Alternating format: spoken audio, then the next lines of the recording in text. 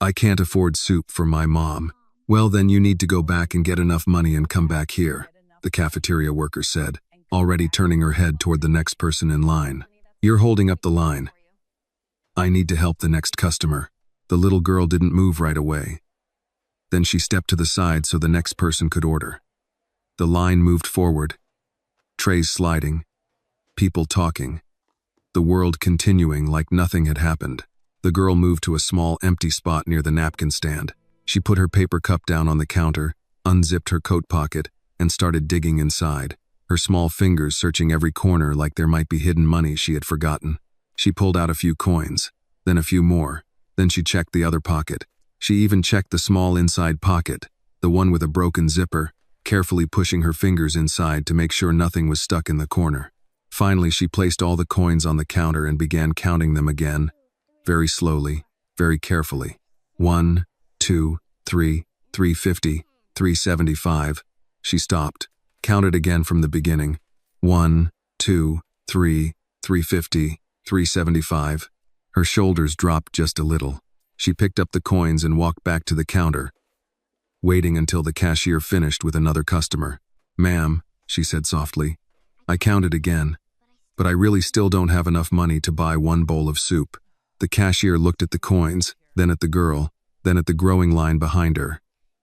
Her expression softened for a second, but only for a second.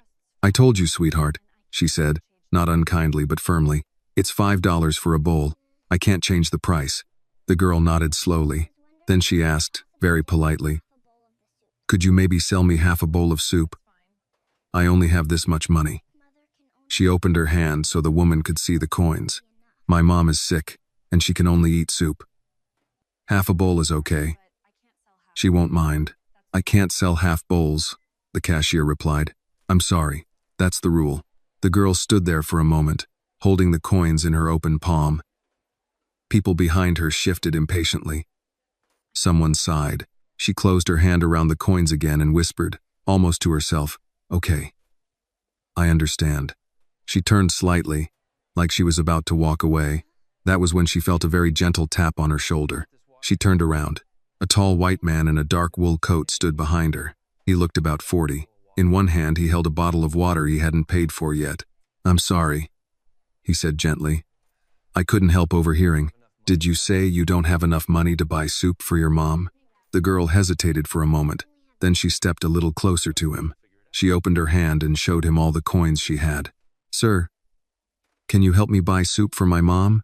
she asked quietly. "This is all the money I have. You can take all of it." She pushed the coins toward him with both hands. "My name is Annie. If you help me today, when I grow up and have money, I will pay you back. I promise." The man looked down at the coins in her small hands. $3.75. Not even enough for a full meal. Not even enough for most things in this building. "Why are you the one buying food?" he asked gently. "Where is your father?" Annie was quiet for a moment. When she spoke again, her voice was smaller. "My mom got very sick last year," she said. "She couldn't work anymore. We didn't have enough money. My dad said he couldn't live like that. Then he left." She swallowed and looked down at the coins in her hand. "He left with another woman. She had a big house and a nice car. After that, my mom got more sick." The man didn't move. He didn't say anything. Annie kept talking. "My mom cries at night when she thinks I'm sleeping," Annie said quietly. "She says she's sorry I have to grow up so fast. But it's okay. I can help. I can buy food. I can stay with her at the hospital. I just don't have enough money today." She lifted the coins again, like proof. "I paid half of the hospital bill already with the money my mom saved," she continued. "The rest we have to save slowly, so we don't buy food here. But today we don't have any food left. This is all I have." For a long moment, the man just looked at her. Something in his face changed, something heavy. Something like regret. Like he was thinking about things he could not undo. "You were really going to give me all your money?" he asked. Annie nodded. "Yes, sir. You can take it. I just need the soup." Then she added again, very seriously, "My name is Annie. When I grow up and have money, I will find you and pay you back. I promise." He gently closed her fingers over the coins and pushed her hand back toward her. "Keep your money, Annie," he said quietly. "I'll buy the soup." Her eyes widened slightly. "Really? Really?" She thought for a moment, then nodded. "Then it's a deal," she said.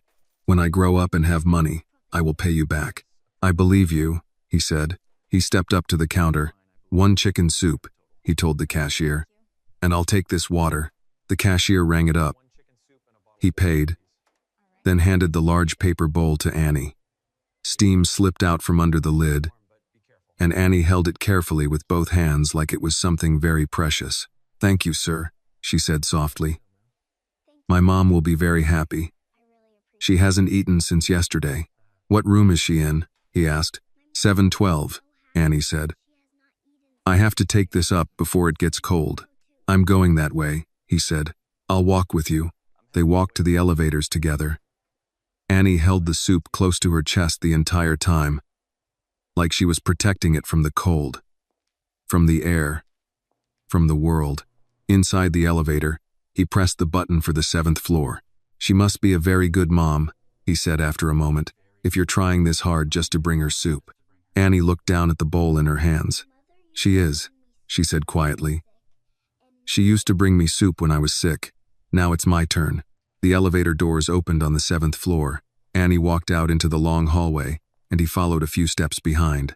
She stopped at room 712 and pushed the door open with her shoulder. "Mom," she said softly as she walked in, "I got you chicken soup. It's still hot." From the doorway, the man saw a thin woman lying in the hospital bed, an oxygen tube beneath her nose. The woman turned her head slowly when she heard Annie's voice, and when she saw her daughter holding the soup, she smiled in a way that made the whole room feel warmer. "You didn't have to spend money on me," the woman said gently. "It's okay," Annie said, carefully opening the lid and blowing on the soup to cool it. "You need to eat so you can get strong and come home." Only then did the woman notice the man standing quietly at the door. She looked at him, confused but polite. "Can I help you?" she asked. The man looked at her for a long moment. There was something familiar about her face, something he couldn't quite remember yet, but he felt it immediately, like a memory trying to find its way back. "I'm not sure," he said slowly, "but I think I might want to try." Annie carefully stirred the soup with a plastic spoon, blowing on it the way her mother must have once done for her. She tested a small spoonful against her lip, making sure it wasn't too hot, then lifted it gently to her mother's mouth. "Slowly," Annie said softly. "It's still hot." Her mother smiled faintly and took a small sip. Even that seemed to take effort. "Did you eat?" her mother asked after swallowing. Annie nodded quickly. "Yes, Mom." William, standing by the door, could tell that was a lie. He had seen the coins. He had seen the way she looked at the soup. The woman in the bed noticed his shadow before she fully turned her head again. "Sir, can I help you?" she asked politely, though her voice carried the quiet caution of someone who had learned that unexpected visitors often meant problems, bills, paperwork, bad news. William stepped a little closer, but still kept a respectful distance. "I'm sorry to intrude," he said. "I met your daughter downstairs in the cafeteria." The woman looked at Annie, confused. Annie looked down at the soup like she had been caught doing something wrong. "He helped me buy the soup," Annie said quietly. "I told him I will pay him back when I grow up." The woman closed her eyes for a brief moment, and when she opened them again, there was embarrassment there. "I'm sorry," she said to William. "She shouldn't have asked you for money." "I didn't give her money," William said. "I bought soup. There's a difference." The woman looked at him more carefully now, as if she were trying to understand what kind of man would say something like that. "Thank you," she said finally. "You didn't have to do that." "I know," he replied. For a moment, the room was quiet, except for the soft sound of the oxygen machine and the distant noise of carts moving in the hallway. "What's your name?" William asked. "Sarah," she said. "Sarah Williams." He nodded slowly, as if confirming something to himself. "I'm William," he said. He did not say his last name. Annie fed her mother another spoonful of soup. She was very patient, waiting between each spoonful, watching her mother's face to make sure she wasn't too tired. "You should eat too," Sarah said weakly.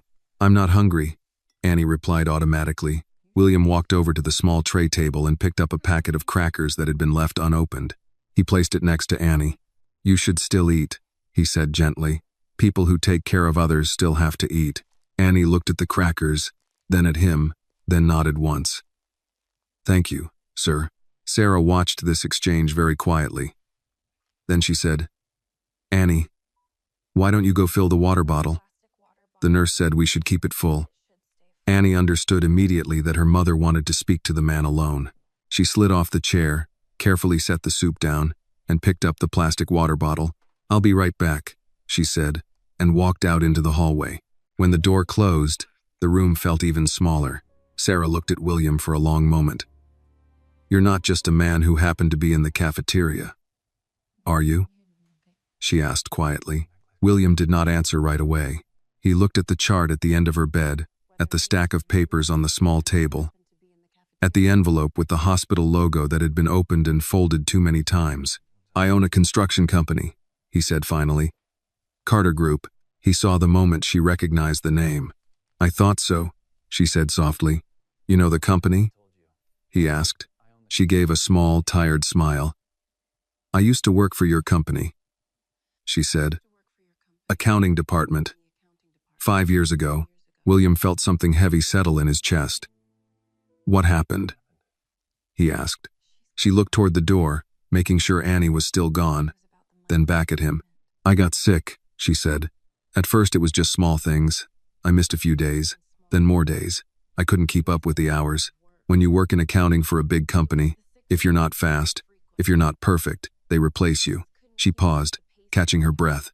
"I lost my job. I lost the insurance. After that, everything got harder." William listened without interrupting. "My husband said he couldn't live like that," she continued.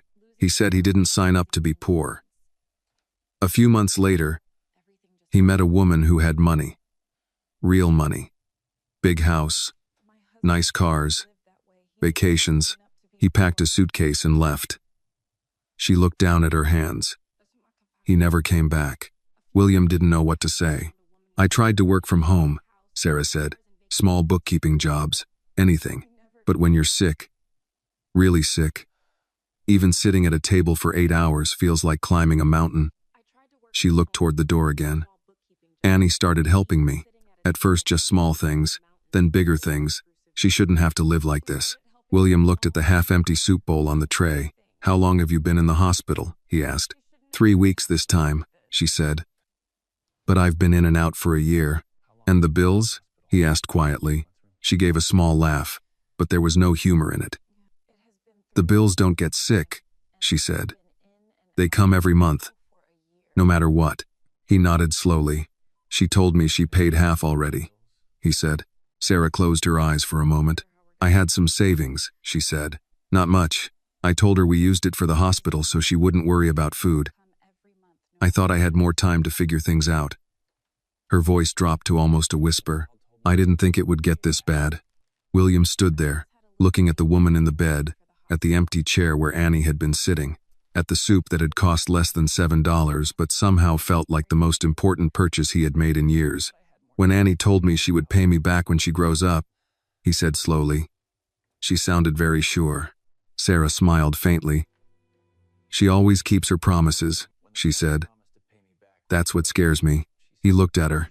"Why does that scare you?" "Because children who keep promises like that," she said quietly, "usually had to grow up too early to make them." If this story touched your heart, please like this video, leave a comment telling us where you are watching from, and subscribe to the channel so you don't miss the next story. Your support helps us share more stories about kindness, courage, and quiet heroes. At that moment, the door opened, and Annie came back in, carefully carrying the water bottle so she wouldn't spill. "I filled it all the way," she said proudly. Sarah smiled at her.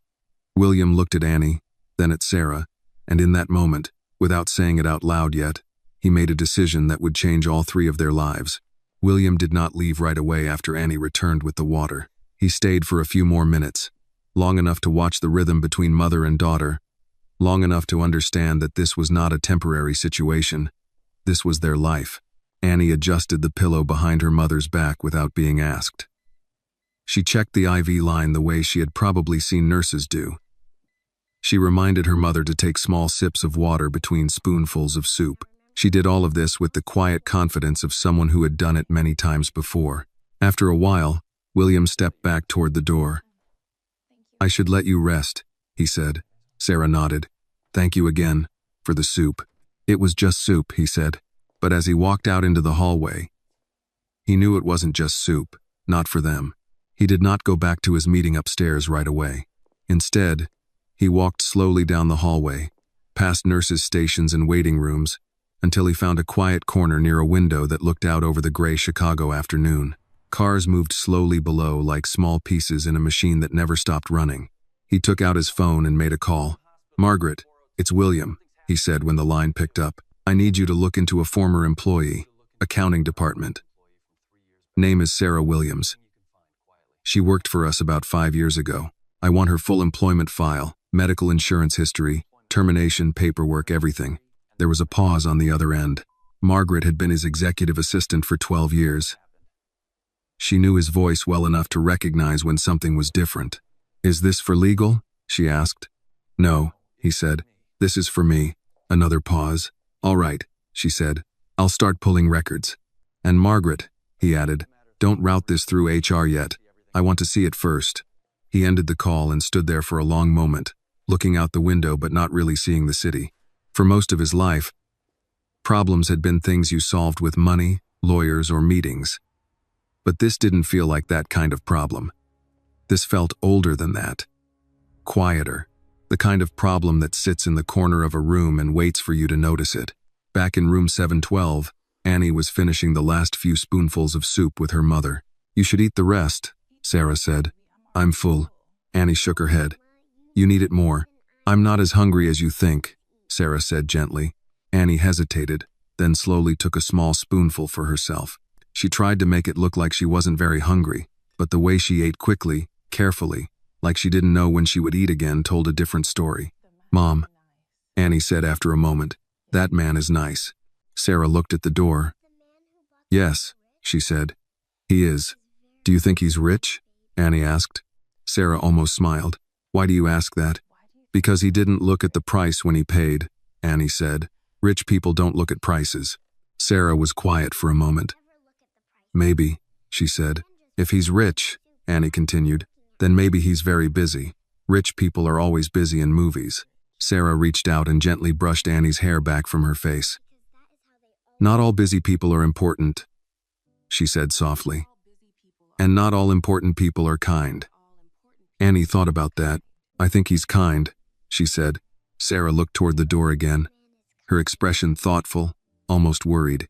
That evening, after Annie had fallen asleep in the chair beside the bed, her head resting on her folded arms, Sarah watched her daughter sleep and thought about the man who had stood in the doorway.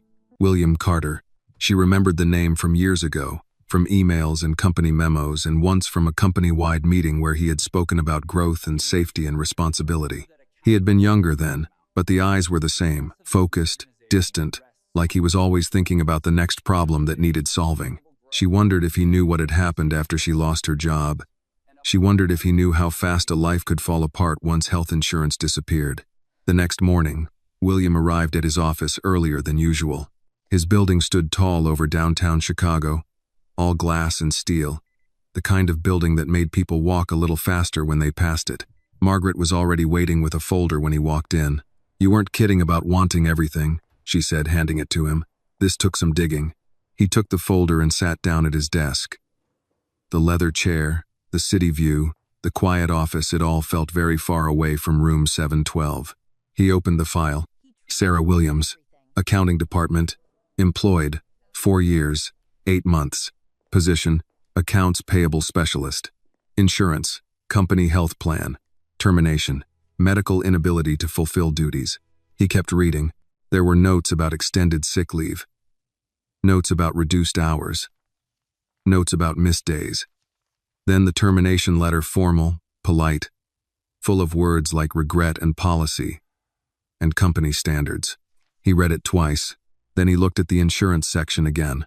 Coverage terminated 30 days after employment ended. He leaned back in his chair and stared at the paper. 30 days. 30 days between having treatment and having nothing. He thought about the hospital room, the oxygen tube, the unpaid bills in the envelope, the little girl counting coins for soup. He picked up the phone again. "Margaret," he said when she answered, "I need you to find out how much of Sarah Williams' hospital bill is still unpaid." There was a pause. "William, we don't usually. I know what we usually do," he said quietly. "Just find out." He hung up and looked down at the file again. On the last page was a small note from a supervisor written years ago. "Sarah is one of the most honest employees we have. Very careful with numbers. Never makes mistakes." He read that line 3 times. Never makes mistakes. William closed the folder slowly. For the first time in a very long time, he had the uncomfortable feeling that something had gone very wrong somewhere inside his company. And he had never seen it because he had been too busy looking at bigger numbers, bigger deals, bigger problems. And now the cost of that blindness was sitting in a hospital bed on the 7th floor, while her daughter counted coins for soup downstairs. The number Margaret gave him that afternoon stayed in William's head long after the phone call ended. He had asked a simple question. How much of Sarah Williams' hospital bill was still unpaid? He expected a number that was uncomfortable but manageable, the kind of number that could be solved with a signature and a transfer and a quiet conversation with the billing department. But the number he heard was not that kind of number. It was the kind of number that changes how people sleep at night. He hung up the phone and sat very still at his desk, looking out over the city without really seeing it. Somewhere down there, people were walking, working, buying coffee, arguing about parking tickets, living ordinary days. And 7 floors up in street, Mary's hospital, a woman who had once worked for his company was lying in a bed, and her daughter was counting coins for soup. He opened Sarah's file again and reread the termination letter. The language was clean, professional, legally safe. It said the company regretted that due to her inability to perform her duties at the required level, her position had been terminated. It thanked her for her years of service. It wished her well in the future. There was no line in the letter that said, "You will lose your health insurance in 30 days. There was no line that said, "If you get really sick, there will be no one to help you." There was no line that said, "Your child might one day have to count coins for soup." William closed the file and pressed his fingers against his eyes for a moment. He was not a man who was easily surprised. In business, he had seen lawsuits, bankruptcies, accidents, men lie to his face and shake his hand in the same minute. But this felt different. This felt like something quiet and cruel that had happened slowly while everyone important was looking somewhere else. That evening, instead of going home, he went back to the hospital. The cafeteria was quieter now, the dinner rush almost over. The same cashier was there. She recognized him immediately. "Back again?" she asked. "Yes," he said. "2 soups this time, and 2 sandwiches." She rang it up without asking questions. People who worked in hospitals learned quickly that there were stories behind almost everything, and it was kinder not to ask unless someone wanted to tell you. When he got to room 712, Annie was sitting in the chair again, doing homework on a piece of paper balanced on her knees. Her tongue stuck out slightly in concentration as she wrote. She looked up when he knocked lightly on the door frame.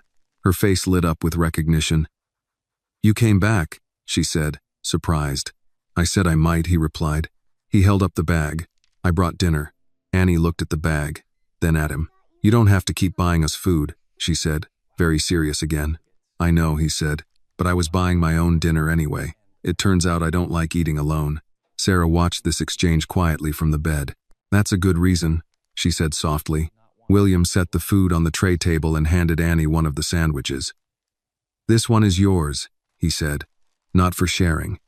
"Yours." Annie hesitated. "Are you sure?" "I'm sure." She unwrapped the sandwich slowly, like she didn't want the moment to end too quickly. After the first bite, she closed her eyes for just a second. William pretended not to notice. Sarah ate only a little, but more than the day before. Some color had come back to her face, though she still looked very tired. "You didn't have to come back," she said to William after a while. "Yes," he said, "I did." She looked at him carefully. Why? He thought about that question before answering. He could have said something easy, something polite. But for some reason, he didn't want to lie in this room. "Because I think something happened to you that shouldn't have happened," he said, "and I think my company might be part of the reason." The room went very quiet.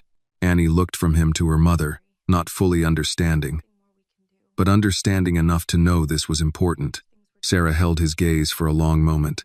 "There are a lot of things in this world that shouldn't happen," she said quietly. "Yes," he replied, "but that doesn't mean we're not responsible when they do."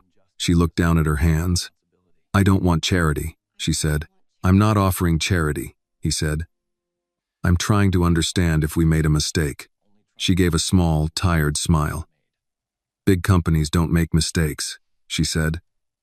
"They make policies, and policies don't have faces, so they don't feel guilty." William leaned back slightly in the chair. "Companies are just people," he said. "And people make mistakes all the time." Annie spoke up quietly from the chair. "Are you in trouble?" she asked William. He looked at her, surprised. "Why would I be in trouble?" "Because when grown-ups talk like this," Annie said, "it usually means someone is in trouble." For a moment, neither adult spoke. Then William smiled a little. The first real smile Annie had seen from him. "Maybe I should be," he said. Annie thought about that while chewing her sandwich. Then she said, "If you're in trouble, you can sit with us. My mom says it's better when people are not alone when they're in trouble." Sarah looked at her daughter, then at William. "I did say that," she admitted softly. William looked around the small hospital room again. The thin blanket, the old chair where Annie slept, the stack of bills, the half-finished homework, the plastic cup of water, the smell of soup and disinfectant. He had been in boardrooms worth millions of dollars, had signed deals that changed entire neighborhoods, had fired men and hired men and built things that touched the sky. But sitting in this small room, he had the strange, uncomfortable feeling that this quiet room with a sick woman and a little girl who kept her promises was the place where the most important decision of his life was about to be made. "I think," he said slowly, "I would like to help fix what went wrong." Sarah looked at him carefully. "Why?" she asked again. But this time her voice was softer, less guarded. William thought about Annie counting coins, about the line in the file that said never makes mistakes, about 30 days of insurance that had run out years ago but was still costing someone everything. "Because," he said quietly, "somewhere along the way, I forgot that the numbers on my reports are actually people. And I think your daughter just reminded me." The next morning, Annie woke up before her mother did. She had learned to sleep lightly in hospitals. The machines made noises at night. Nurses came in and out. And sometimes her mother coughed in a way that made Annie sit up in the chair and watch her chest rise and fall just to make sure she was still breathing normally. That morning, the sky outside the window was pale gray, the kind of gray that meant it was still very cold outside. Annie quietly folded the thin blanket she had used and placed it neatly on the chair. Then she walked to the sink, stood on her toes, and filled the plastic cup with water the way the nurse had shown her. She checked the IV bag, not because she fully understood it, but because she knew adults felt less worried when they saw someone paying attention. When Sarah opened her eyes, Annie was already sitting in the chair with her homework open. "You should be sleeping," Sarah said softly. "I already slept," Annie replied. "How do you feel?" Sarah thought for a moment before answering. "Better," she said, which was what she always said. Annie nodded like that was good enough. Around 9 o'clock, there was a knock on the door. Annie looked up, expecting a nurse. It was William. This time, he wasn't wearing the long, dark coat. He was dressed in a suit, like he was supposed to be somewhere important, but instead he was standing in their doorway holding a paper bag and 2 cups of coffee. "I wasn't sure what you liked," he said, walking in slowly. "So I guessed. Oatmeal for you," he said to Sarah, placing a container on the tray, "and a bagel for Annie." Annie looked at the bagel like it was a gift from another world. "Thank you," she said. William handed Sarah the oatmeal and then sat down in the chair by the window. "I spoke to the hospital billing department this morning," he said calmly. Sarah tensed slightly. "You didn't have to do that." "I know," he said. "But I wanted to understand the situation." She didn't ask how he had gotten them to talk to him. Some questions were easier not to ask. "And," she said quietly, "and the number is too big for one person to carry alone," he said. She looked down at her hands. "I was trying," she said. "I really was." "I know," he replied. Annie looked between them, sensing the heaviness in the room but not fully understanding it. William reached into his jacket and took out a folder. Not a thick one, just a few papers. "I don't want to give you charity," he said. You were very clear about that. So I'm not going to. Sarah looked at him carefully. Then what is that? She asked.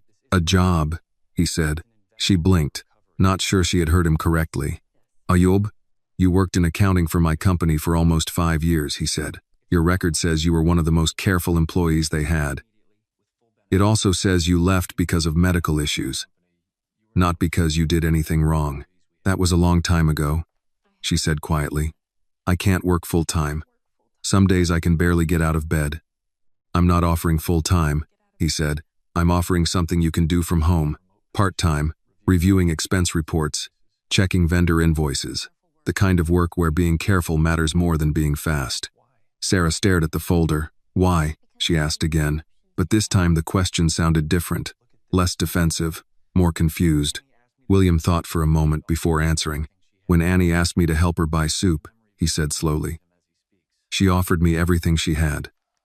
$3.75. That was all the money in the world to her, and she was ready to give it away so her mother could eat. He looked at Annie, then back at Sarah. In business, people negotiate, they calculate, they protect themselves. Your daughter didn't do any of that. She just tried to take care of you. I think any company would be lucky to have an employee raised by someone like that. Sarah's eyes filled with tears, but she blinked them away quickly. I don't want you to do this because you feel sorry for us, she said. I'm not, he replied. I'm doing this because I think letting a good employee disappear because she got sick was a mistake, and I don't like mistakes that hurt people if I can fix them. Annie spoke quietly from her chair. If my mom has a job, does that mean we can pay the hospital? William looked at her. Yes, he said. It means we can start solving things, one step at a time. Annie nodded slowly, like she understood that solving big problems happened in small steps. Sarah looked at the papers but didn't touch them yet. I don't even know if I'm strong enough, she said. You don't have to decide today, William said. Just read it when you feel better. He stood up and walked toward the door, then stopped and looked back at Annie. Did you finish your homework? He asked. Almost, Annie said. Good, he said, because people who keep their promises and do their homework usually end up running things one day. Annie smiled a little at that. After he left, Sarah picked up the folder with slow, careful hands, like she was afraid it might disappear if she moved too fast. Inside was a simple contract. Part-time. Remote work. Flexible hours. Medical insurance included. She stared at the last line for a long time. Medical insurance included. Her hands began to shake. Mom? Annie said softly. Sarah looked at her daughter, at the child who had tried to buy half a bowl of soup with a handful of coins and an adult's sense of responsibility. I think, Sarah said slowly, her voice unsteady, that man didn't just buy us soup. Annie tilted her head. What did he buy then? Sarah looked down at the contract again. I think, she said, he bought us time. William did not expect the contract to affect him the way it did. He had signed contracts worth millions of dollars without losing a minute of sleep. He had negotiated deals across long tables with men who smiled while trying to take everything they could from you. Contracts, to him, were tools, instruments, leverage, but this one had been different. When he added the line medical insurance included, he had stopped typing for a long time before finishing the document. Because he understood something now that he had not understood before. Insurance was not a line in a benefits package. It was not a number in a quarterly report. It was the difference between a woman getting treatment and a woman ending up in a hospital bed while her daughter counted coins for soup. The next few days settled into a quiet routine. William came by the hospital in the evenings, never making a big entrance, never staying too long. Sometimes he brought food. Sometimes he brought Annie a small notebook or pencils for school. Once, he brought a second-hand laptop and placed it on the table beside Sarah's bed. For the job, he said simply. Sarah looked at the laptop like it was something fragile and unbelievable.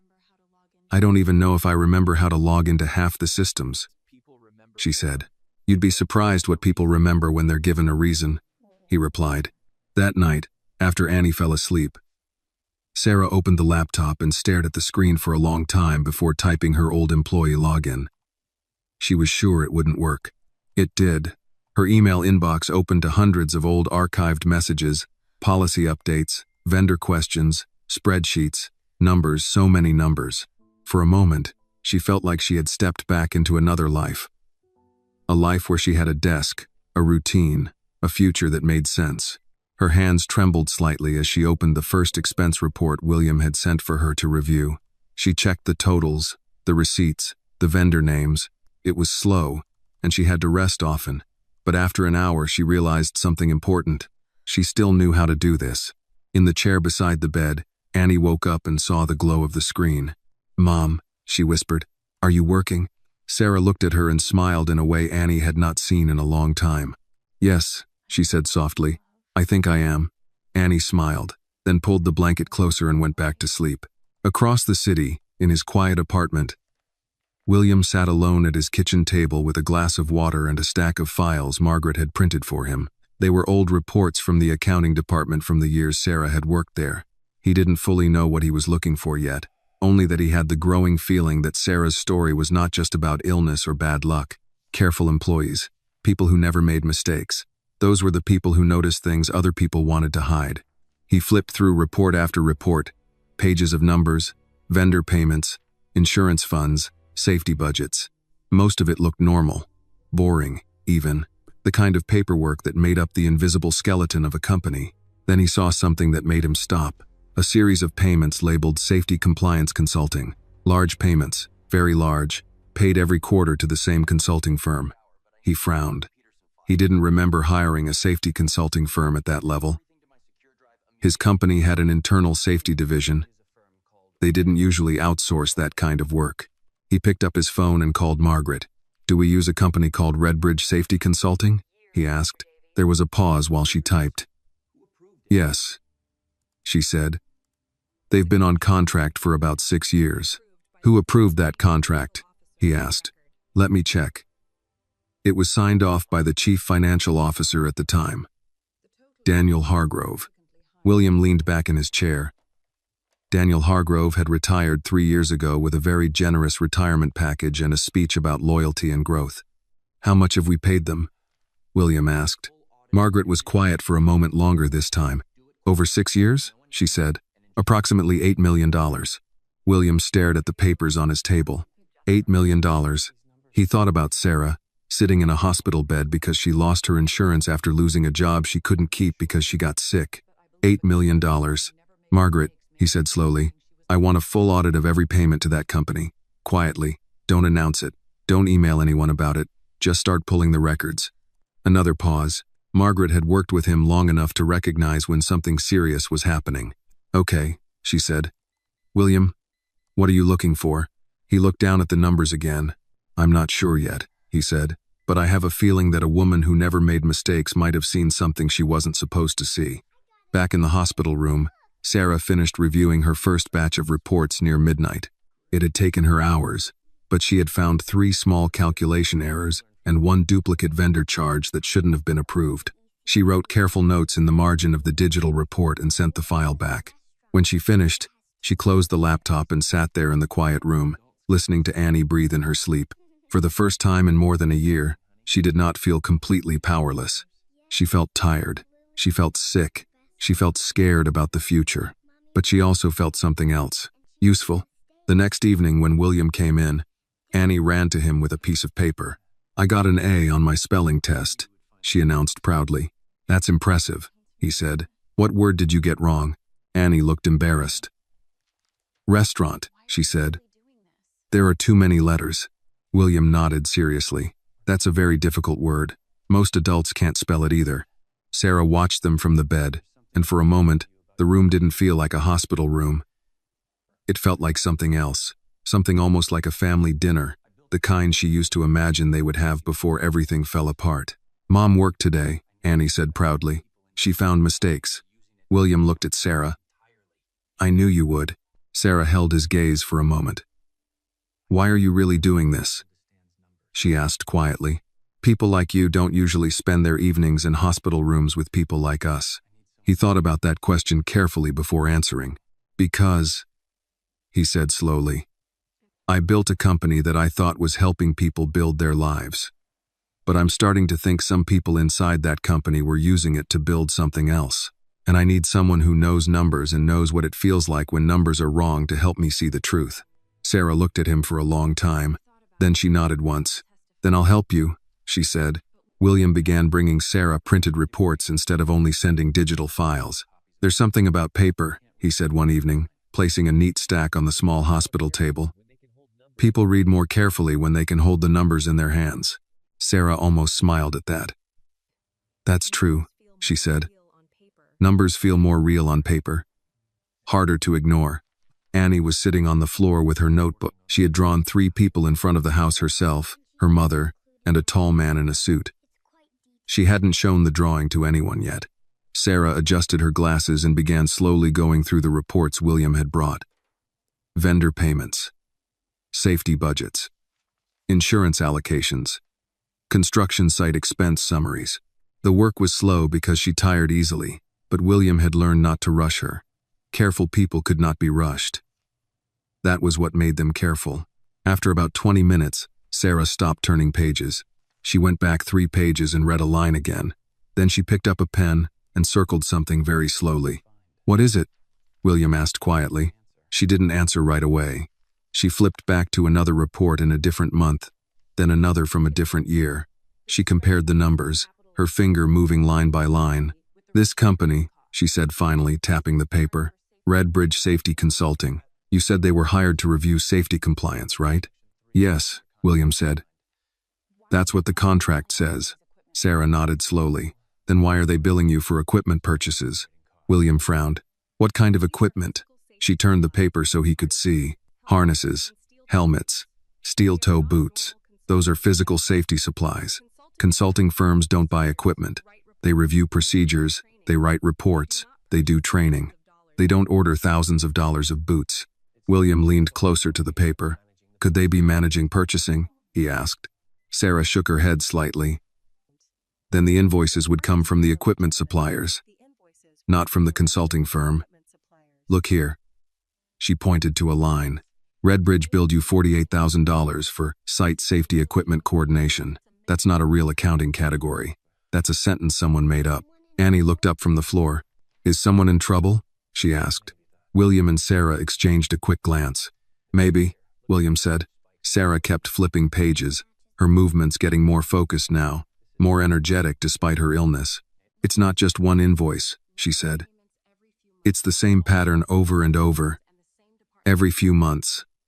Large payments, vague descriptions, always approved by the same department. Finance," William said quietly. She nodded.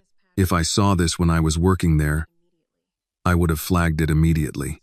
He looked at her. "Do you think you did see it?" Sarah was very quiet for a long moment. "I don't know," she said slowly. "But I remember something."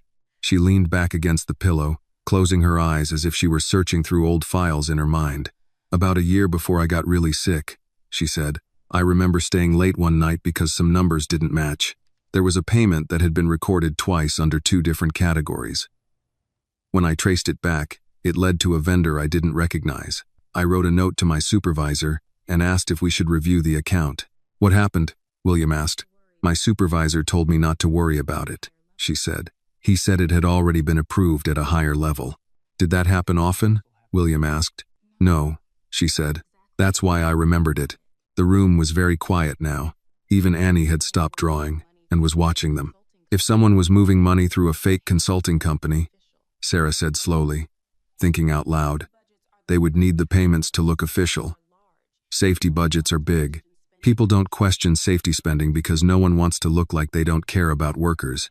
It would be the perfect place to hide money." William felt a cold, heavy feeling settle in his stomach.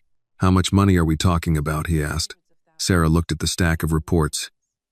"Just from what I've seen tonight," she said, "hundreds of thousands. Maybe more. Over several years." She looked up at him. "Million." Annie's small voice broke the silence. "Did they take the money from the workers?" she asked. Neither adult answered right away. Finally, William said quietly, "If what your mom is seeing is true, then yes. Some of that money was supposed to keep workers safe." Annie looked down at her drawing on the floor.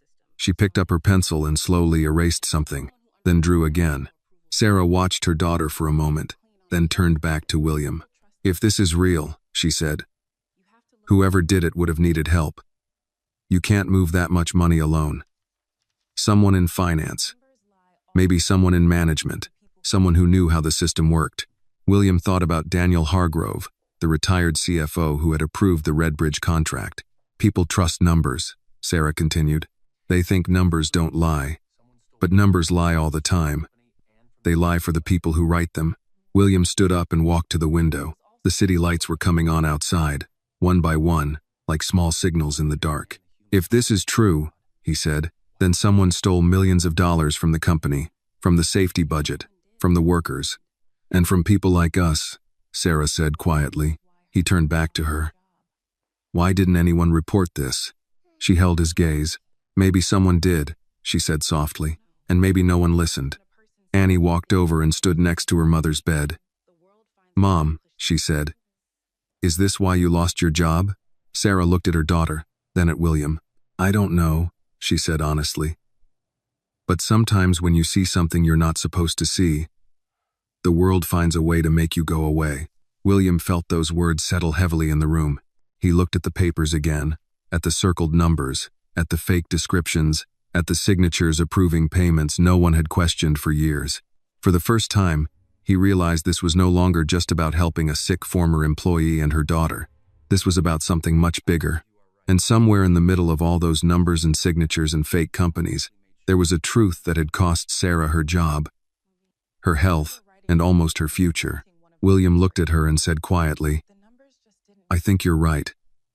I think you saw something back then. And I think someone made sure you couldn't do anything about it. Sarah didn't look surprised. She just looked tired. I remember writing a note, she said softly. I remember printing a copy of one of the reports because the numbers didn't make sense. I took it home because I wanted to look at it with a clear head. She paused. I never brought it back. William leaned forward slightly. Do you still have it? Sarah looked at him. Yes, she said. Sarah's answer hung in the air between them. Yes, she said. William did not speak immediately. He had learned, over many years of negotiations, that silence often made people say more than questions did.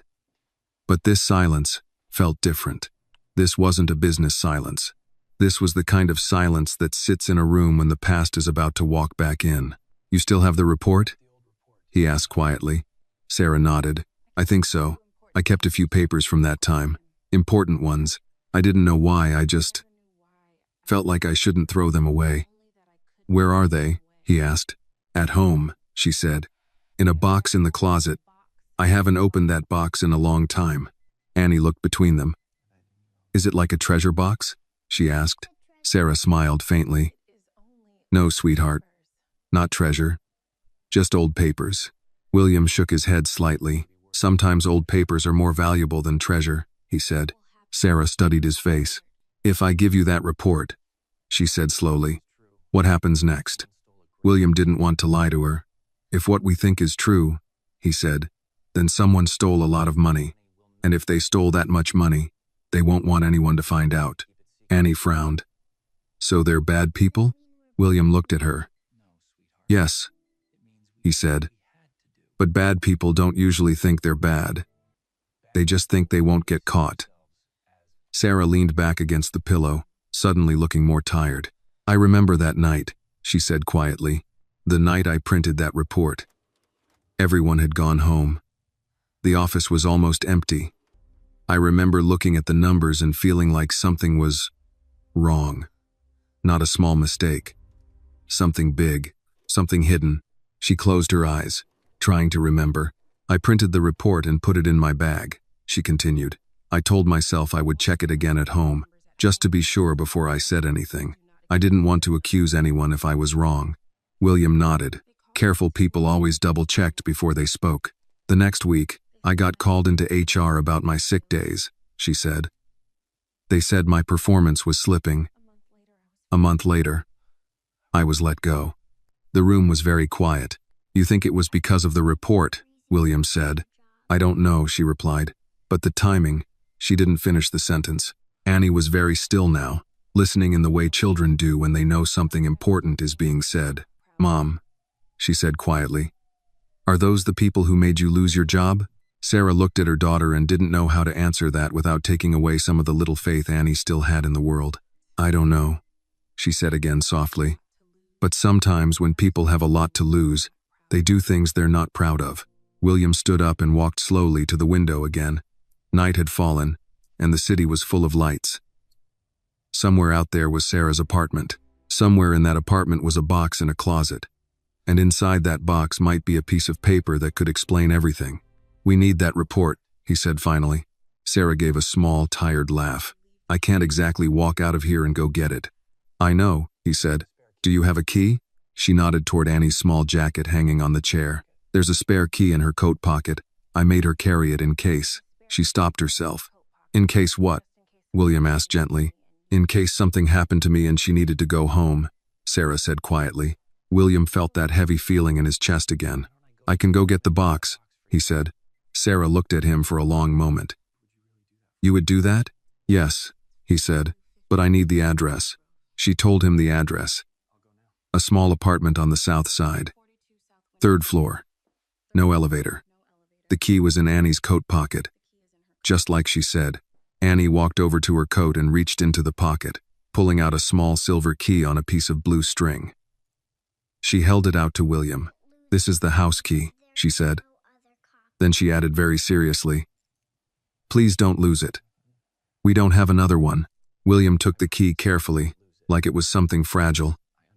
"I won't lose it," he said.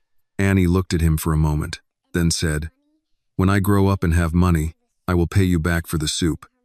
And for helping my mom. I'm Annie. I keep my promises." William closed his hand around the small key and nodded. "I know you do," he said. Later that night, he drove to the address Sarah had given him. The neighborhood was quiet. The kind of quiet that comes from people working too hard and sleeping too little. The building was old, the paint peeling near the stairs, the hallway lights dim. He climbed 3 flights of stairs and found the apartment number Sarah had told him. He stood there for a moment, looking at the door, thinking about how different this door was from the doors he usually walked through: glass office doors, conference room doors, doors that opened because people were waiting for him. This door opened with a small silver key on a blue string. Inside, the apartment was small but clean, a couch that had been used for many years, a small kitchen table with 2 chairs, a bookshelf with Annie's school books and a few old accounting textbooks. On the wall, there were a few drawings, Annie's drawings, houses, trees, a sun in the corner of the page. William walked slowly to the bedroom. The closet was small. There were only a few clothes hanging inside. On the floor, in the back, was a cardboard box. He picked it up and carried it to the kitchen table. When he opened it, he found old bills, medical papers, school papers, envelopes, and at the bottom, a manila folder. He opened the folder and pulled out a printed report. Numbers, vendor names, payment approvals. At the top of the page was a company name, Redbridge Safety Consulting, and across one line, circled in pen, were numbers that did not make sense. At the bottom of the page was a small handwritten note. "These numbers don't match. Payment approved twice. Why?" S. Williams. William sat down slowly in the small kitchen chair, the paper in his hands. In that quiet apartment, with a child's drawings on the wall and unpaid bills in a box, he realized something that no board meeting, no financial report, no business magazine had ever taught him. Sometimes the most dangerous thing in the world is not a gun or a knife or a bad man shouting. Sometimes the most dangerous thing in the world is a piece of paper with the truth written on it, and no one important willing to read it. William did not take the box with him right away. He sat in the small apartment for a long time, the report still in his hands, Annie's drawings taped to the wall in front of him. One drawing showed a house with a big window and smoke coming out of the chimney. 3 people stood in front of the house holding hands. Above them, Annie had written in large, uneven letters, "Home." He looked at that drawing for a long time. Then he looked back down at the report Sarah had printed years ago. The circled numbers were clear. One payment recorded twice. Same amount. Same vendor. Approved by the same department. It wasn't a typing error. It wasn't a misplaced decimal. It was deliberate. He took out his phone and took pictures of every page in the folder. then carefully placed the report back exactly where he had found it. He put the folder back into the box back into the closet, and locked the apartment door behind him when he left. The next morning, he did not go to his office first. He went to the hospital. Annie was sitting in the chair eating a banana and reading a small book when he walked in. She looked up and smiled when she saw him. "You came back," she said again, like she was still surprised every time. "I told you I would," he said. Sarah looked at him, searching his face. "You found it," she said. It wasn't a question. "Yes," he said, pulling a chair closer to the bed. "I found it." He didn't take the papers out right away. Instead, he said, "You were right. The same payment was recorded twice. Same amount. Same vendor. It wasn't an accident." Sarah closed her eyes for a moment, not because she was surprised, but because hearing the truth out loud made it real in a way that memory never was. "I knew it," she whispered. "I knew something was wrong." Annie looked between them. "Is it bad?" she asked. William looked at her and nodded slowly. "Yes," he said. "It's bad." Sarah opened her eyes again. "What happens now?" she asked. William leaned back in the chair, choosing his words carefully. "Now we have proof that money was moved in a way it shouldn't have been. But one report isn't enough. We need to see how big this is, how long it's been happening, and who signed the approvals." Sarah nodded slowly. "Follow the signatures," she said. "Numbers tell you what happened. Signatures tell you who let it happen." William almost smiled. "That's exactly right." Annie slid off the chair and walked over to the bed. "Are the bad people going to go to jail?" she asked. Neither adult answered immediately. "I don't know yet," William said honestly. "But I know we're going to find the truth." Annie thought about that, then nodded. "Okay," she said, "because my mom says the truth is important even when it's scary." Sarah reached out and squeezed Annie's hand gently. "I did say that," she said softly. Later that day, William called Margaret into his office and closed the door. "I need you to bring me every payment ever made to Redbridge Safety Consulting," he said. "Every invoice, every approval form, every signature." Margaret looked at him carefully. "This is bigger than a routine audit, isn't it?" she said. "Yes," he replied. "It is." She hesitated for a moment. "If this goes where I think it might go," she said, "some very important people are going to be very nervous." William nodded. They should be. By the end of the week, his office table was covered in files. Payment records going back 6 years. Approval forms. Internal emails. Vendor contracts. He worked late into the night, sometimes alone, sometimes with Margaret, sometimes with Sarah on the laptop from her hospital bed, reviewing numbers together over the phone. They began to see the pattern clearly.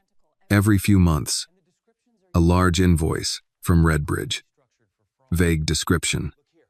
Approved by finance. Paid without question. Sometimes the same amount appeared again under a different category weeks later. Small enough each time not to trigger alarms. Large enough over years to become millions. And always, somewhere on the approval line, the same name appeared. Daniel Hargrove, former chief financial officer. Retired, respected, wealthy. William leaned back in his chair and stared at the name. "He signed everything," he said quietly into the phone. On the other end, in the hospital room, Sarah was silent for a long moment. "He was the one who told my supervisor not to worry about the numbers," she said finally. "I remember now. My supervisor said, 'This came from Hargrove's office, don't touch it.'" William closed his eyes for a moment. Pieces were falling into place now, and he didn't like the picture they were forming. "If he created a fake consulting company," William said slowly, thinking out loud, "he could approve the payments himself. No one would question the CFO. He could move money for years and no one would notice if the reports looked clean." "Unless someone careful looked too closely," Sarah said. "Unless someone like you looked too closely," William replied. There was a long silence on the phone. "Do you think he knew that I knew?" Sarah asked quietly. William didn't want to answer that question, but he had promised himself he wouldn't lie to her. "Yes," he said finally, "I think he did." In the hospital room, Sarah looked at Annie, who was coloring quietly at the small table. "I lost my job," she said slowly, more to herself than to William. "I lost my insurance. I lost my health. And Annie lost her childhood. She swallowed. All because I saw numbers that didn't make sense. William gripped the phone a little tighter. Then we make it make sense now, he said. We finish what you started. Annie looked up from her coloring. Mom, she said. When the bad man gets in trouble, does that mean you can come home? Sarah looked at her daughter, then out the window, then down at the laptop where years of numbers were finally starting to tell the truth. I hope so, she said softly. By the time William reached chapter 10 of the investigation in his own mind, he understood one thing very clearly. This was no longer a quiet internal problem. This was fraud. Large-scale, deliberate fraud, hidden inside something as untouchable as worker safety. And the man who had signed the papers had walked away 3 years ago with a retirement party, a gold watch, and a speech about integrity. That night, William sat in his office long after everyone else had gone home. The city lights reflected off the glass walls, turning his office into a mirror where he could see himself sitting alone at the long conference table, surrounded by files. In front of him were 3 stacks of paper: Redbridge invoices, internal approval forms, insurance and safety budget reports. He had spent the last week building a timeline. Sarah helped from the hospital, line by line, number by number, circling patterns, marking duplicates, highlighting approvals. Now the timeline was clear. Redbridge Safety Consulting had been created 6.5 years ago. The first large payment had been approved 1 month later. Over the next 6 years, the company had billed Carter Group regularly for safety compliance coordination, equipment oversight, risk management consulting, and other vague descriptions that sounded official enough that no one asked questions. The total amount paid so far, 846万6000美元. William stared at the final number for a long time. Then he picked up the phone and called his lawyer. Her name was Linda Perez, and she had been the company's external legal counsel for years. She was known for 2 things. She did not scare easily, and she did not talk more than necessary. I need you in my office tomorrow morning, William said. Early. And Linda, this conversation does not leave the room. She was quiet for a moment. That's serious? She asked. Yes, he said. That's serious.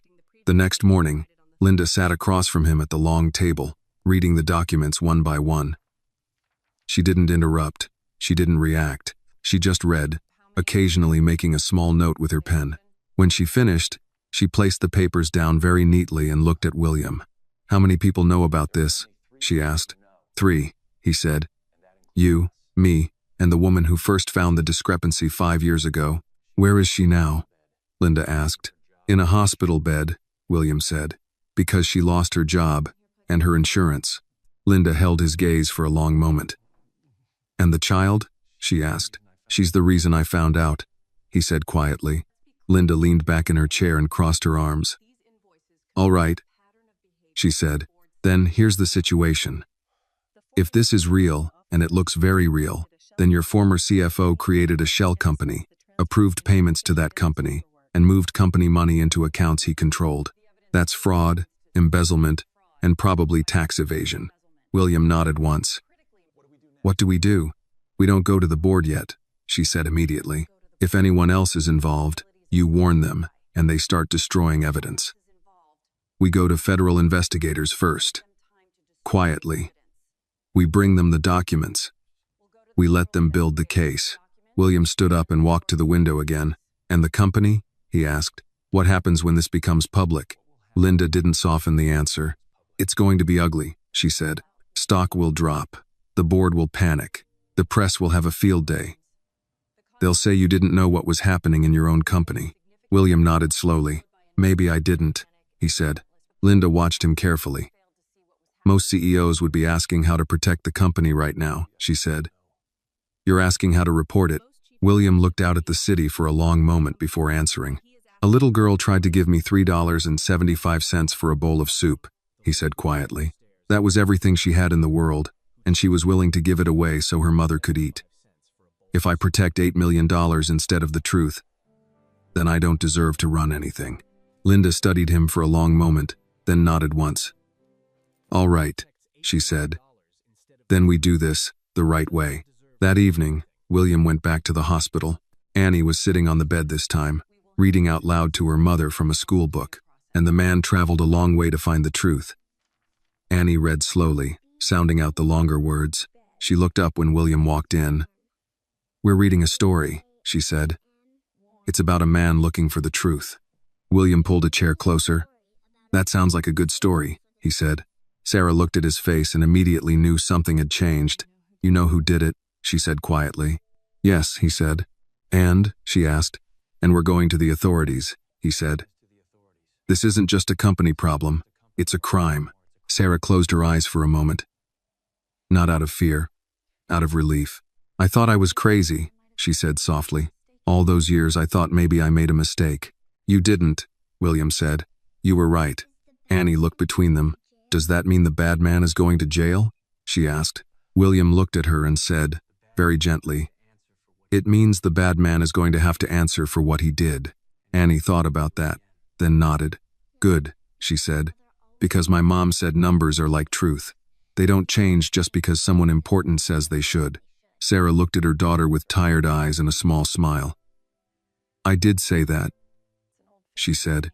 William sat there with them for a while, in the small hospital room where this whole story had really begun, with a bowl of soup, a handful of coins, and a child who kept her promises.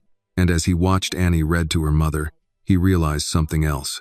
This was no longer just about proving a crime. This was about finishing something that should have been finished years ago. On the night, a careful accountant printed a report, circled a number, and wrote in the margin, "These numbers don't match."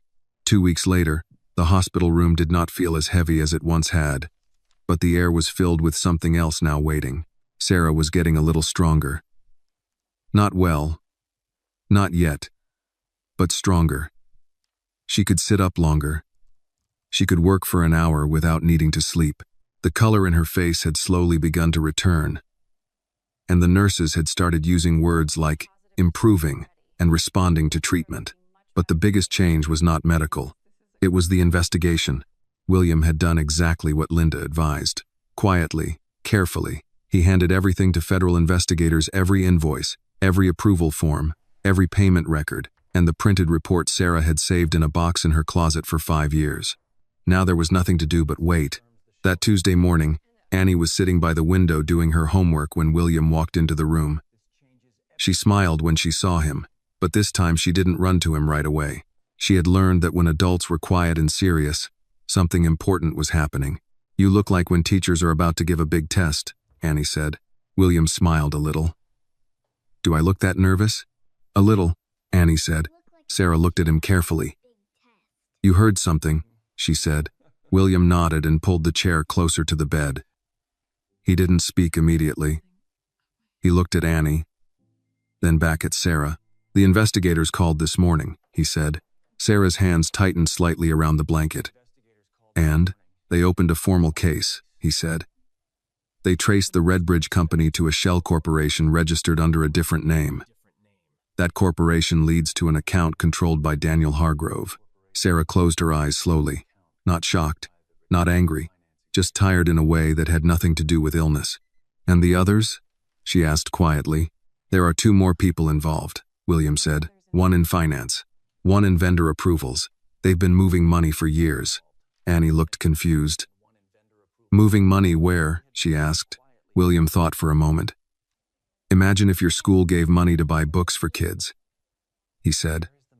"But instead of buying books, someone took the money and put it in their own pocket." Annie's eyes widened. "That's stealing." "Yes," he said. "It is." Sarah looked out the window.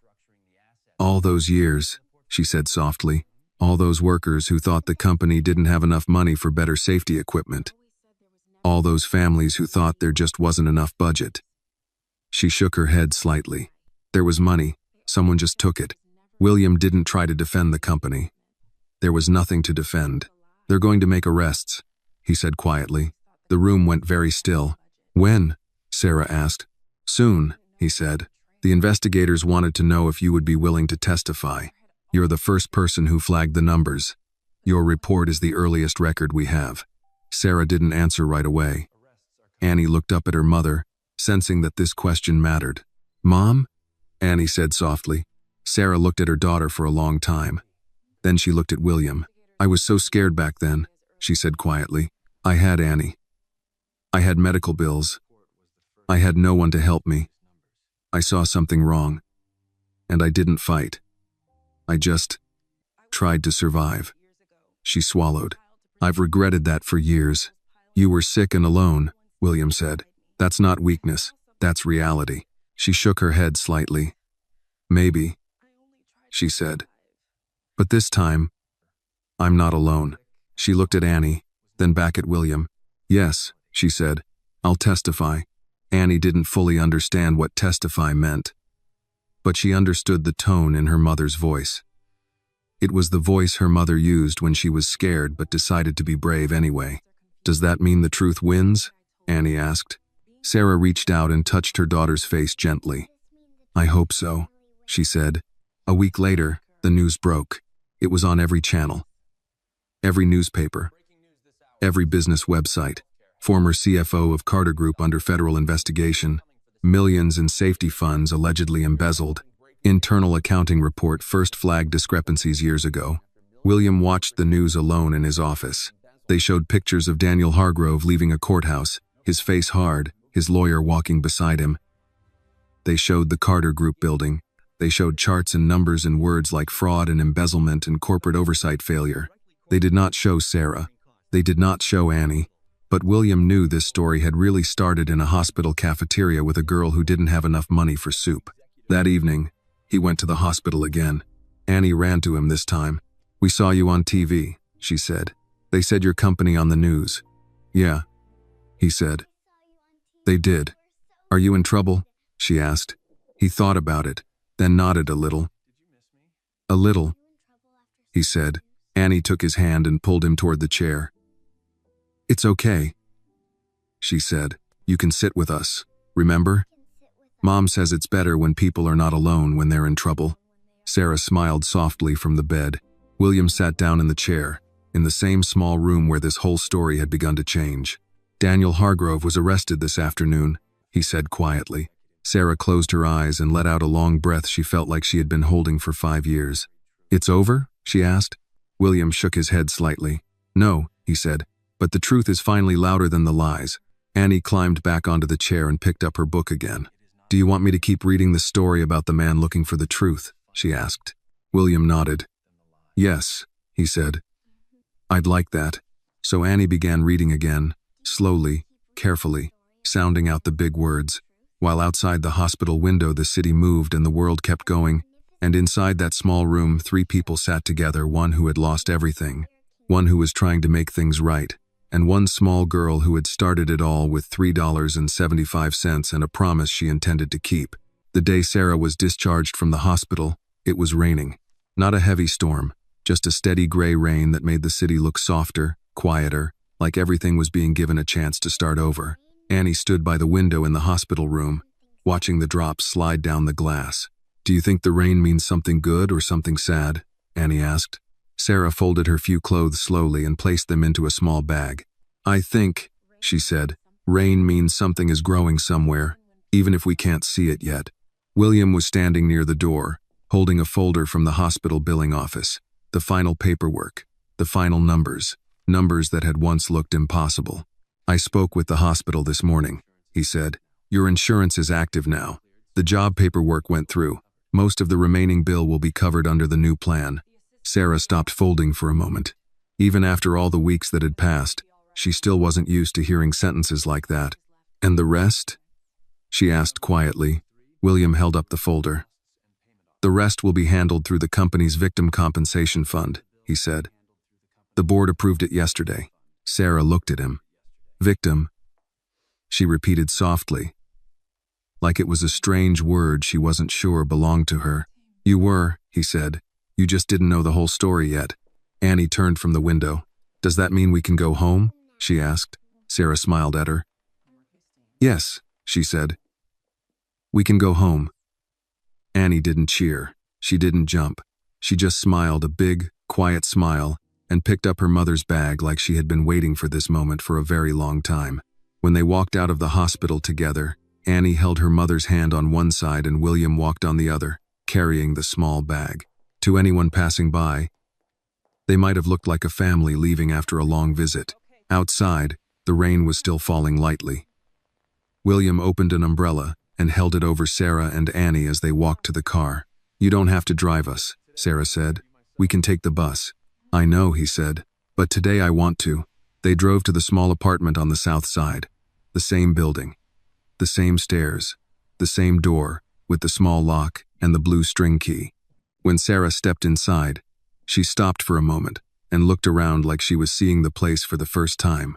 The couch, the small kitchen table, Annie's drawings on the wall, the box in the closet that had held the truth for 5 years. "Home," Annie said, putting the bag down. Sarah sat slowly on the couch and let out a long breath. Not the tired breath from the hospital. A different breath. The kind people take when they are somewhere safe.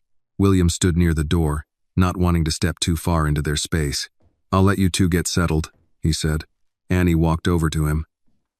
"Wait," she said, and ran to the small table.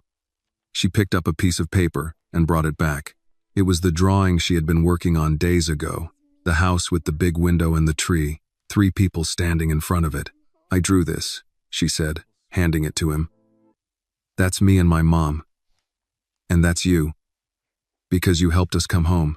William took the drawing carefully. He didn't trust his voice right away, so he just nodded. "Thank you," he said finally.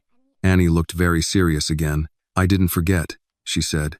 "My name is Annie. When I grow up and have money, I will pay you back for the soup." William knelt down slightly so he was at her eye level. "Annie," he said. "You already paid me back." She frowned. "I did?" "Yes," he said. "You reminded me who I was supposed to be." She thought about that for a long moment, then nodded like she accepted that as a fair answer. Over the next few weeks, life began to change slowly. Sarah worked from the small kitchen table, the laptop open, papers neatly stacked beside her. The first time her paycheck was deposited, she stared at the number on the screen for a long time before closing the laptop and crying quietly in the kitchen where Annie wouldn't see. Annie went to school during the day and did her homework at the same table at night. Sometimes William came by in the evenings, not with hospital food anymore, but with groceries, real groceries, milk, bread, eggs, fruit. One evening, as they sat at the small table eating chicken soup again, but this time from their own pot on their own stove, Annie looked at both of them and said, "When I grow up, I want to have a place where people can come eat if they don't have money." Sarah looked at her. "Like a restaurant?" Annie shook her head. "No, not a restaurant, because restaurants are for people who have money. I want a place for people who don't." William looked at her across the table. "That's a very big idea," he said. Annie shrugged a little. "It started with soup," she said. "So I think soup is a good place to start." Sarah reached over and squeezed her daughter's hand, and William, sitting at that small table in a small apartment, realized that sometimes the biggest changes in the world don't start in boardrooms or banks or government offices. Sometimes they start with a child who is brave enough to say, "I can't afford soup for my mom," and honest enough to promise, "When I grow up, I will pay you back." A year passed quietly, the way important years often do, not with big moments every day, but with small changes that slowly build a new life. Sarah worked from the small kitchen table every morning. The laptop William had given her was always open by 8 o'clock, a cup of coffee beside it. Her reading glasses low on her nose, as she checked reports line by line. She still worked slowly, but she was known now for something very specific inside the company. If Sarah Williams reviewed a report, the numbers were right. Her health was not perfect, but it was stable.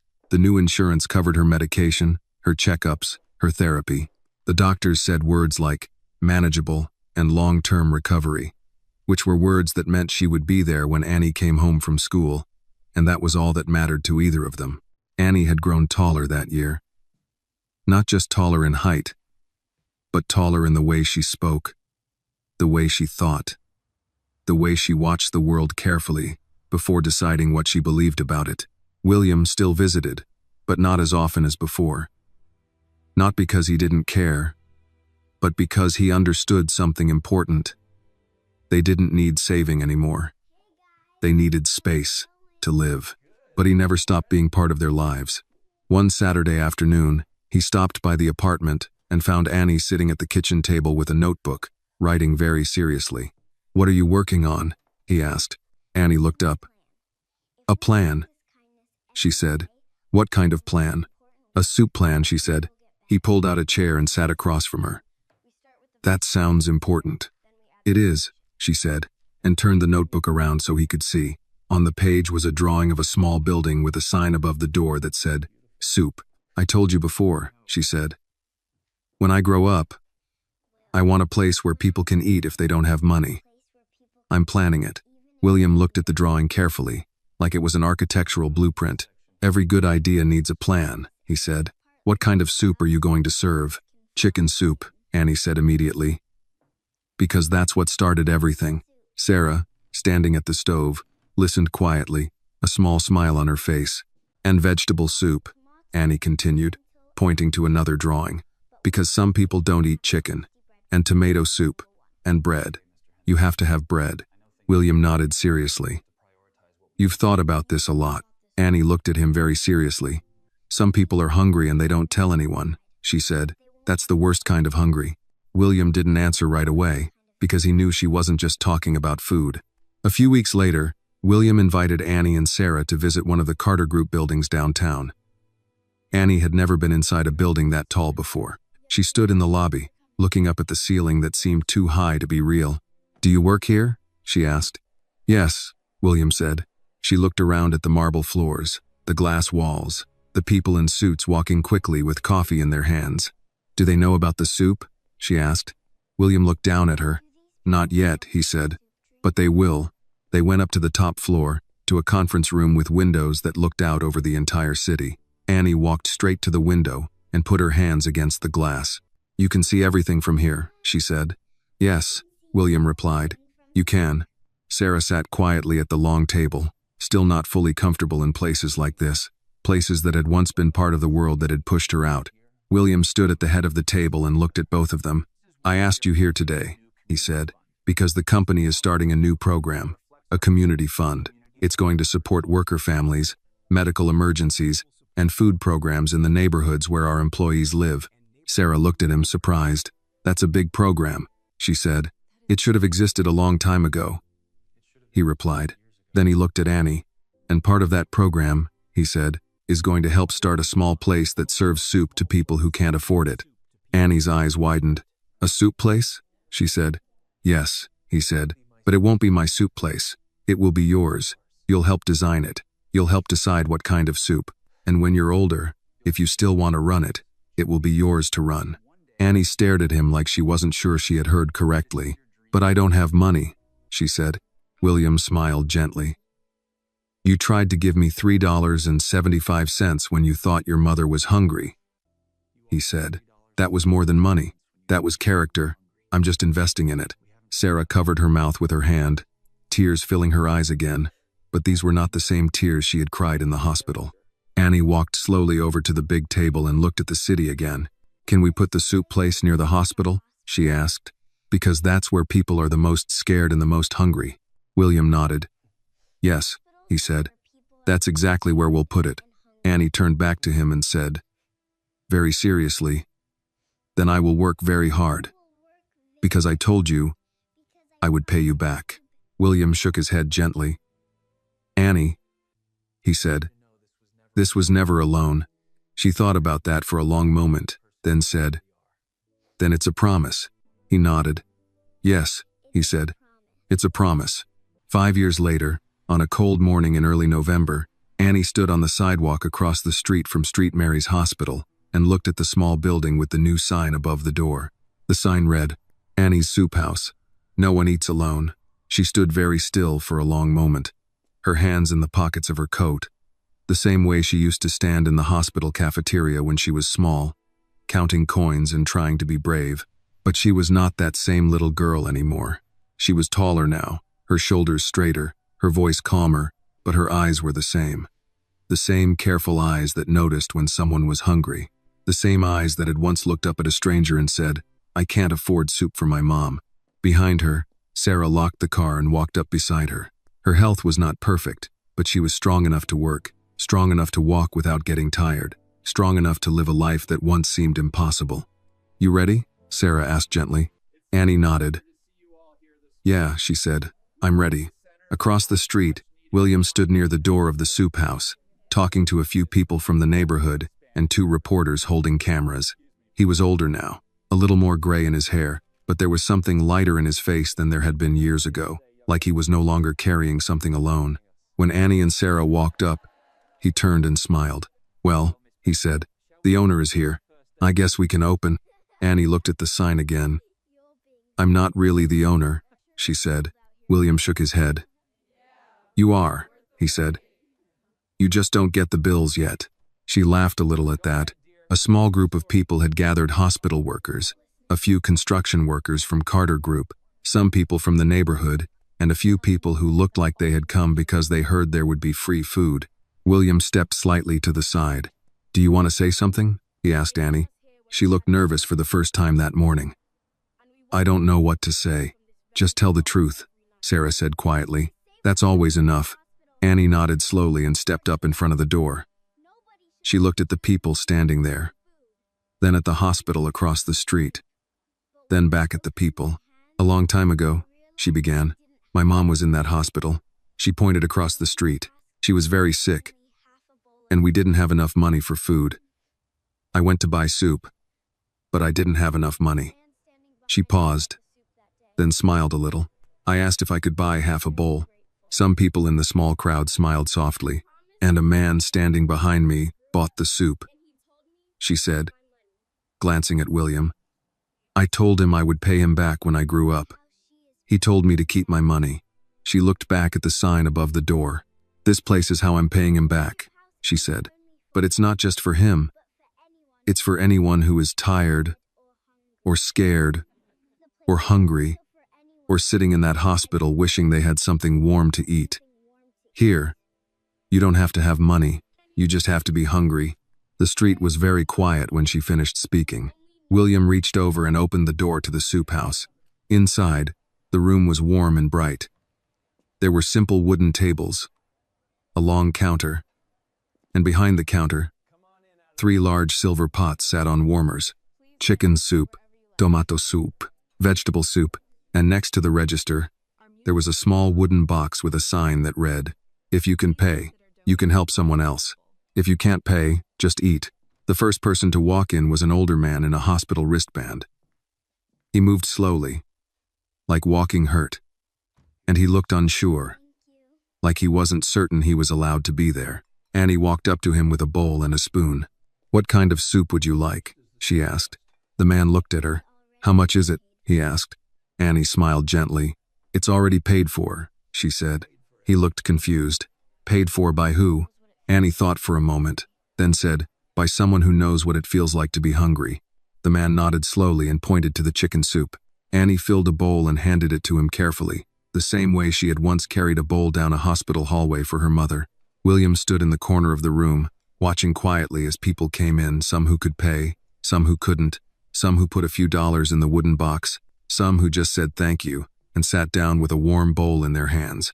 Sarah walked over and stood next to him. "You changed our lives," she said quietly. William shook his head slightly. "No," he said. "You changed mine." Across the room, Annie was helping a woman with 2 small children carry soup to a table. She moved quickly, confidently, like she belonged exactly where she was. William watched her for a long moment, then said softly, almost to himself, "All of this started because a little girl tried to buy half a bowl of soup." Sarah followed his gaze and smiled. "And because a man decided to listen," she said. Near the door, Annie had hung her first drawing in a simple frame. The drawing of a small house, a tree, and 3 people holding hands in front of it. Under the drawing, there was a small handwritten sign: "No child should ever have to buy soup alone." This story is not really about money, or business, or even justice. It is about how a small act of kindness can change the direction of many lives. A little girl did not ask for charity. She only wanted her mother not to be hungry. She was willing to give everything she had, just a few coins, because love, not money, was her greatest wealth. The billionaire did not help her because he was rich. He helped her because he finally learned to see people behind the numbers. The lesson of this story is simple but powerful. We never truly know how much someone is carrying in their life. So when we have the chance to be kind, we should take it. Because sometimes a bowl of soup is not just food, it is dignity, hope, and the beginning of justice. This video is a work of fiction created with the assistance of artificial intelligence. All characters, events, and situations are not real and do not represent any actual people or true stories. The content is intended for storytelling and emotional illustration only.